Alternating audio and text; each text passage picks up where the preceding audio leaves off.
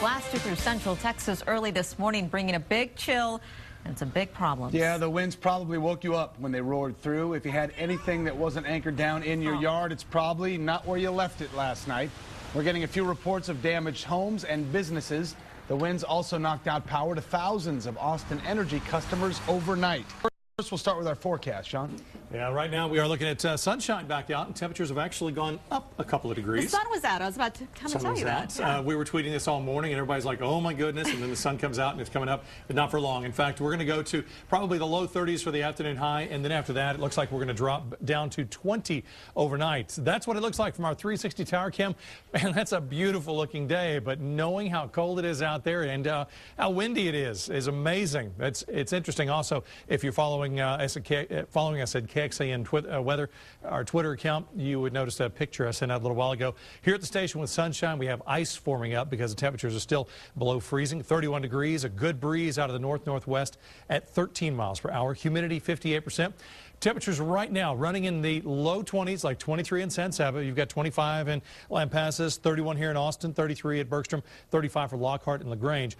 But no, that cloud cover has been able to produce a little bit of snowflake activity to the areas north of us. Had reports out in Burnett and also northern parts of Williamson County, just briefly with a few flakes of snow. That is the wraparound on that area of low pressure. If you can imagine a big spinning comma-shaped storm system, sometimes that moisture wraps around it. We're seeing some of that in the blue. So some of you that live out in the northern parts of the hill country, you may get a taste of that, but the general pattern of that storm is to go to the northeast. So whatever you have is it'll move out of here, and we end up with a very cold night. In fact, not even the coldest night ahead. There are more to come. Let's go with temperatures that by 5 o'clock should be to freezing. 10 o'clock, 25, and then down to 20. Now, we're forecasting the numbers out of Camp Mabry, which means that, and you know this, it's always colder, which means teens in surrounding areas. Could we get close to 10 degrees? Yes, it is possible, and if not tomorrow morning, then the following morning when we look for temperatures in the teens locally. More on our forecast coming up. Sean, thank you. When the winds roared through overnight, the power went out for thousands of people. There were numerous power outages across central Texas. Austin Energy crews are still working to fix the damage. Now we'll get the latest from Rhonda Lee. She's been following crews all day and continues our live coverage from East Austin. Rhonda? All right, well, the wind showed no mercy on power lines here in Austin and all over central Texas. I'm going to step out of the way so you can see that actually the crews are just now beginning to wrap up here on Decker Lane, where they replaced several poles earlier today. Carlos Cardova of Austin Energy says that poles on this street were no match for the 60+ mile-per-hour winds that flew and snapped those poles like twigs. At the height of the storm, there were 14,000 customers without power. Now, most of the power has been restored within a few hours after going out. However, he says that despite the minimal damage you see here, repairs like this are actually pretty hard to fix. Because, as you can see, that the poles were snapped, so that not only they had to put in new poles, they had to put in all the equipment that's on that pole. So these type of repairs take hours.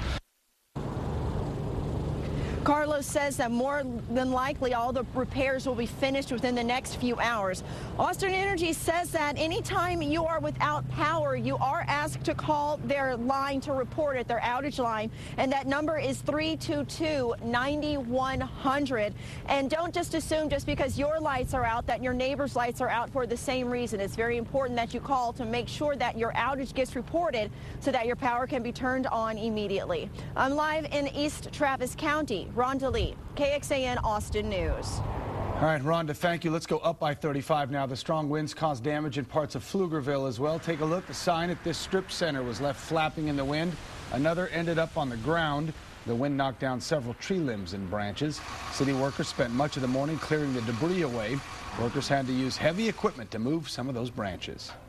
KXAN viewers are sending in photos of all the damage from the hill country. Aaron Middlestat sent this photo from Horseshoe Bay. The wind blew his trampoline into the treehouse. Thanks for sending us that. In Burnett, Melissa Claspy sent this photo where a wind gust uprooted a tree. You could send us your photos by going to weather@kxan.com.